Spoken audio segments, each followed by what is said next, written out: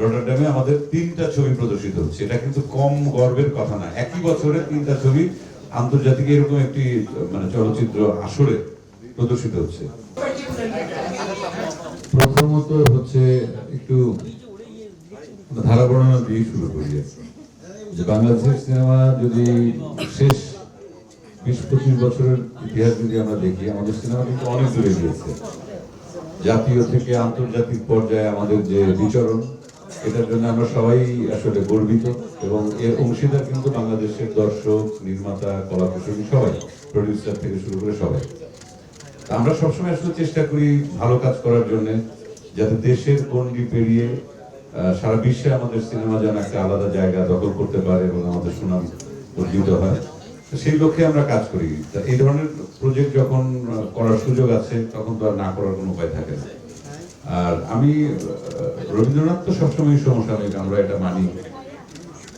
রবীন্দ্রনাথের কোনো গল্পে আমার এখন পর্যন্ত কাজ করা হয়নি। এটা একটা বড় সুযোগ ছিল যে রবীন্দ্রনাথের গল্প, যদিও এটা অ্যাডাপ্টেশন অনেকে হয়তো বা ভুল ভাবতে পারেন যে বোধহয় হুবহু রবীন্দ্রনাথের যে শাস্তি সেটাই বোধহয় সেই চরিত্রগুলি বা সেই গল্প, সেটা না। আসলে এই সময়ের উপযোগী করে লিসা আপা সেটা বানাচ্ছেন সিনেমাতে।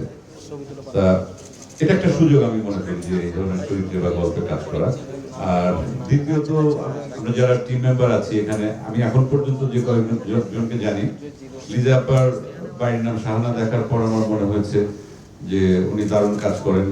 ওনার কাজের আরো বিস্তৃতি ঘটা উচিত, সেটা দেশে অথবা বিদেশে, এবং আন্তর্জাতিক পরিমণ্ডলে আমাদের যে অর্জন, যেটা আরিফ যেটা বললো যে এই মুহূর্তে রটারডামে আমাদের 3টা ছবি প্রদর্শিত হচ্ছে। এটা কিন্তু কম গর্বের কথা না। একই বছরে 3টা ছবি আন্তর্জাতিক এরকম একটি মানে চলচ্চিত্র আসরে প্রদর্শিত হচ্ছে। এটা আমাদের জন্য গর্বের। ক্যামেরার সামনে অথবা ক্যামেরার পেছনে যারা কাজ করেন আন্তর্জাতিক মানের অভিনেতা অভিনেত্রী থেকে শুরু করে আমাদের কলাকুশলী খুব ভালো কাজ করছেন। তারা যে কোনো ধরনের কাজ করতে পারেন এবং বিশ্বের সাথে তাল মিলিয়ে বা চ্যালেঞ্জ দিয়ে ভালো সিনেমা আমাদের বাংলাদেশে তৈরি হতে পারে। আমরা সেই জায়গাটা আমরা পেতে পারি, এটা আমি বিশ্বাস রাখি। ফান করে হলে পরেও আনানের সঙ্গে বাড়ির নাম শাহানা দেখার পর একদিন কথা ছিল ওর বাসাতেই আড্ডা দিতে দিতে, আমি ছোট আনান, যে আমরা একসাথে বোধহয় একটা কাজ করা উচিত। আনানের অভিনয় আমি খুব আমার ভালো লেগেছিল। তখন বলেছিল হ্যাঁ আমরা কাজ করবো, কিন্তু এত তাড়াতাড়ি সেটা সম্ভব হবে লিসা আপার কারণে আমি সেটা বুঝতে পারিনি।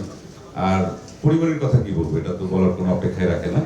তা আমি এই আসলে যে বসে আছি, ওনার সঙ্গে আমার প্রথম কাজ, পরির সঙ্গে প্রথম কাজ, আনন্দের সঙ্গে, মানে সবই মোটামুটি প্রথম। এবং আমার প্রথম ভাগ্যটা বোধহয় একটু ভালো হয়, এই আত্মবিশ্বাসটা আমার মধ্যে আছে। কারণ আমি যে কটা কাজ করেছি সবগুলো কাজই হয় ওই ডিরেক্টরের প্রথম কাজ অথবা তার সাথে আমার প্রথম কাজ। এটা একদম বোধহয় কাকতালীয় হতেই পারে যদি এখান থেকে ভালো কিছু হয়। আমরা চেষ্টা করবো ভালো কিছু করার। সবকিছু মিলিয়ে আসলে এই ছবিটার জন্য আমার একটা আলাদা আগ্রহ তৈরি হয়েছে এবং চেষ্টা করবো কাজটি ঠিকঠাক মতো করতে।